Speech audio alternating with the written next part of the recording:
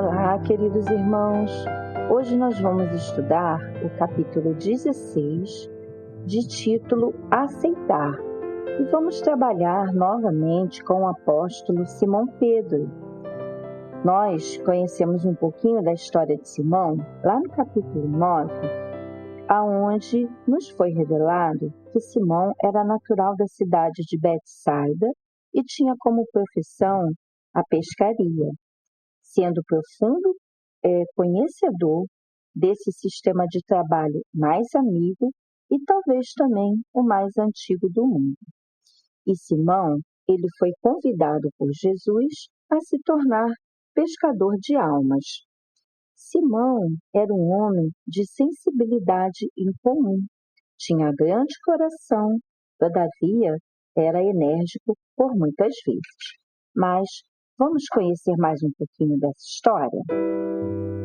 Pedro, o gigante de Betsaida, o pescador famoso do Mar da Galileia, convidado pelo Cristo para pescar almas na Galileia do mundo, era homem de sensibilidade incomum, grande coração, enérgico por vezes e manso quando os seus sentimentos eram tocados, alma afinada como um instrumento espiritual no qual deveriam tocar os anjos. Pedro, Pedro, tu és pedra, em quem deposito toda a minha fé. Alguém lhe disse certa vez, marcando com isso seu roteiro na definição de alicerce doutrinário do cristianismo crescente. Simão Pedro Bar-Jonas foi o primeiro escolhido dentre os homens do mundo para discípulo do divino amigo de todas as criaturas. Pedro gozava de grande prestígio entre os homens que pescavam no Mar da Galileia, como os de Betsaida, sua terra natal, Tiberíades, Magdalena, Corazim, Cafarnaum, além de muita gente que vinha de Nazaré e de Caná a serviço da pesca. Essa gente não vivia somente de pesca, como poderão pensar os leitores. Era um povo laborioso. Nessas localidades havia artesãos de grande habilidade no trato com madeira, barro ou pedra. Vendiam suas peças aos comerciantes, viajantes, não sendo raro algumas delas irem parar até em Roma e Grécia. Teciam seu próprio linho e trabalhavam os couros de cabra e carneiro. Aproveitavam a lã em variados processos de vestimentas e enfeites. Cultivavam o trigo em algumas regiões e eram hábeis na produção de pão, que saboreavam com mel e leite, segundo arte herdada dos amigos profetas. Pedro já estava morando em Cafarnaum. Ali fizera, com os demais pescadores, uma sociedade para dela nascer, como em Betsaida, um grande rancho, onde pudessem descansar juntos, fazer reuniões e se inteirar de tudo que se tratasse sobre a pesca naquela região. Daqueles encontros nasceram muitas histórias. Cada pescador contava a sua, e alguns criavam fantasias à falta de fatos. O pescador sempre teve boa imaginação, o que justifica o que se diz quando se tem dúvida de alguma notícia. E isso é história de pescador. Mas existem muitas histórias reais e bem reais. Vejamos o que um dos pescadores mais novos da sociedade narrava, na presença de Pedro, contando o que vira no Mar da Galileia. Eu ia atravessando o grande lago ao romper da madrugada. A lua prateava as águas mansas e também iluminava a gente. De vez em quando, notava-se um barulhinho aqui e ali, pois no calor da noite os peixes procuram a flor das águas. Mas, de repente, eu ouvi alguns estalos no casco do barco. Sem assustar, continuei a remar. Comecei a fazer uns zigue-zagues, provocando maior barulho nas águas para deixar de ouvir os estalos que já começavam a me incomodar. Ah, companheiros, os estalos aumentaram cada vez mais. Começou a estalar em cima do barco, passou a estalar no ar. Pensei em fazer alguma coisa, pular na água, gritar, voltar para trás, mas nada disso era o certo. O melhor era esperar. E foi o que fiz. Tive uma ideia rara para mim e que me deu uma certa coragem. Sabe o que foi? Pensei em Deus. Já tinha ouvido falar que a solução melhor, quando a gente está com medo e já está quase doido de medo. Ah, seu Pedro, que coisa bonita aconteceu! Ouvi vários estalos de uma só vez e, em seguida, apareceu um risco de luz nos ares, afundando nas águas, e delas subiu, como se fosse uma nuvem brilhante, trazendo dentro um ancião, sorrindo para mim. Sabe quem era? O meu avô Josefim. Daí a pouco eu não sabia compreender a mim mesmo. Tanto eu chorava quanto sorria. Senti umas coisas difíceis de explicar, e ele veio me seguindo até as margens, ora atrás, ora à frente do barco. Eu não sei se vocês vão acreditar, mas se creem na existência de Deus, é bom que aceitem a minha história. O lago, a lua e as estrelas são as testemunhas. Alguns sorriram sem parar, outros não. Pedro abraçou o rapaz falando: meu amigo, essas coisas não devem ser contadas para todo um grupo, mas sim a pessoas que possuem fé. E ficou pensativo com a história, com um resguardo que lhe era peculiar. Cai a noite.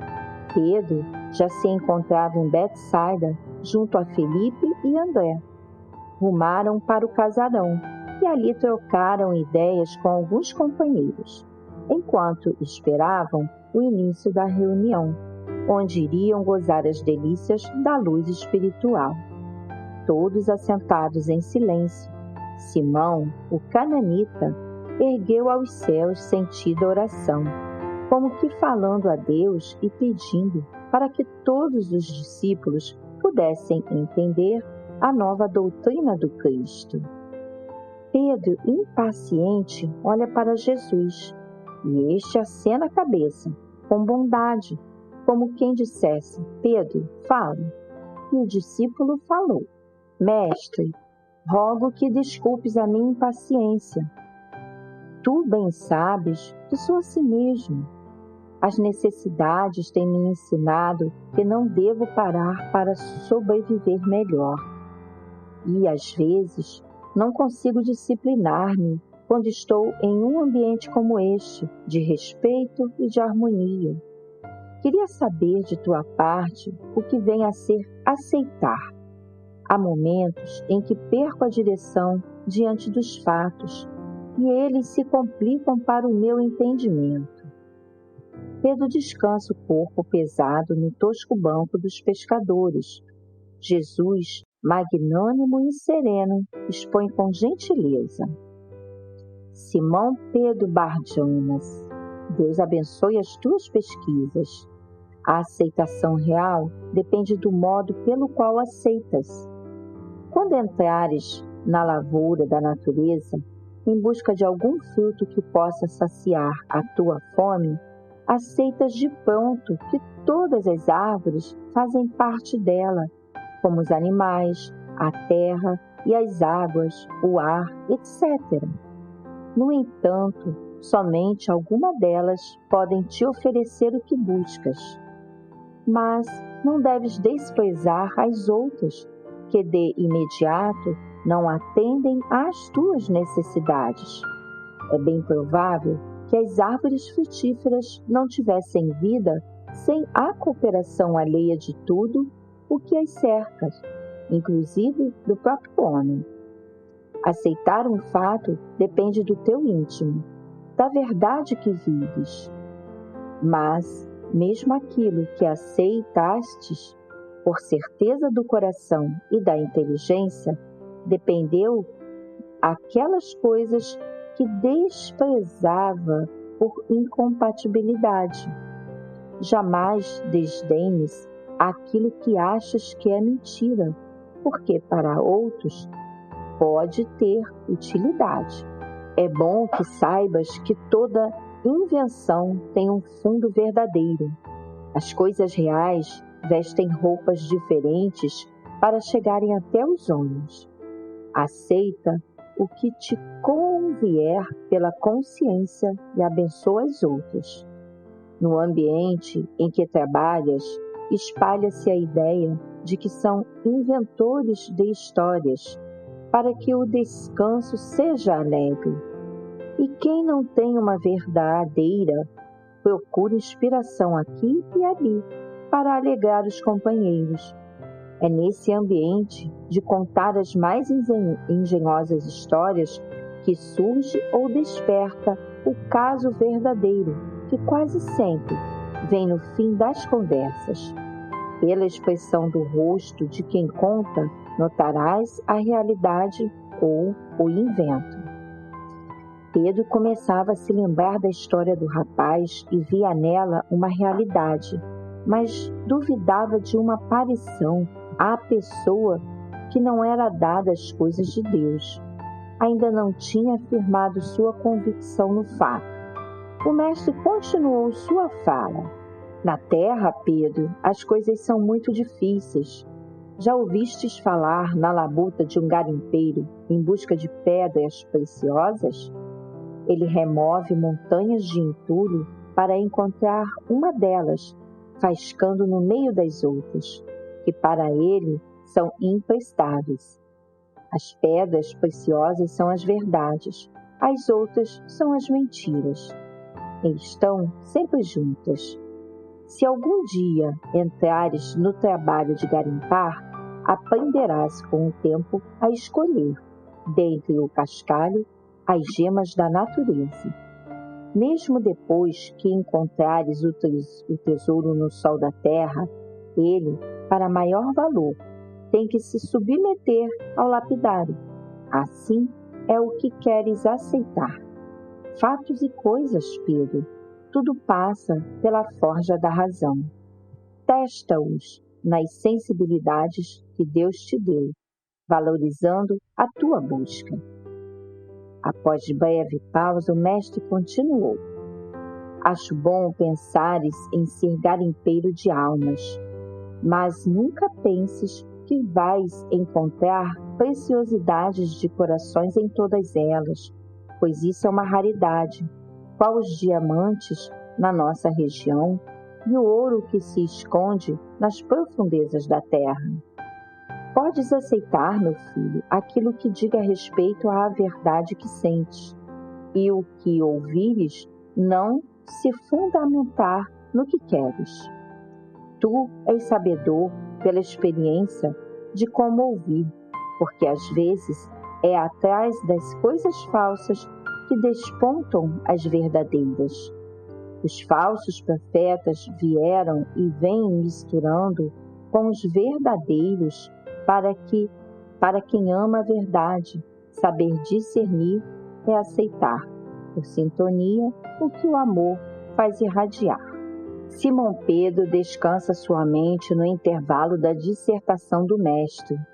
Todos os discípulos estavam sentindo o empuxo da inteligência.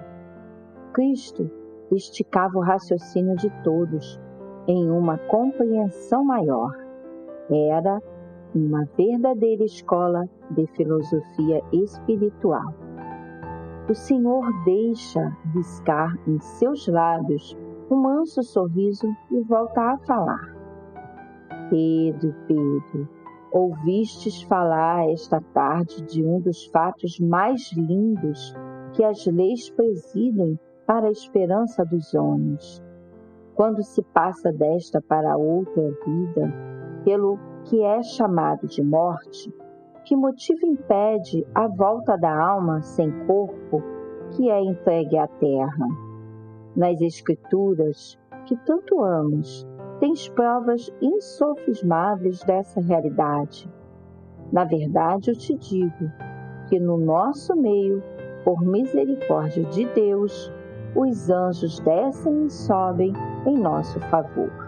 Parecendo meditar agora, Jesus silenciou. Judas Iscariotes, ao ouvir as últimas palavras do Cristo, esforça-se para ver os anjos referidos e vislumbra algumas personagens translúcidas como uma corte de astros cantando louvores ao Cristo que se encontrava na terra em resposta e como confirmação às profecias. Simão Pedro Bar-Jonas, pensativo, sai da igreja dos pescadores. O primeiro rosto que vê é do jovem, que lhe tinha contado a história da aparição nas águas do lado da Galileia. O discípulo sorriu, dizendo: Vem cá, meu filho, vamos conversar. E saíram os dois juntos pelas margens do lago famoso, tratando de assunto que escapa à nossa escrita.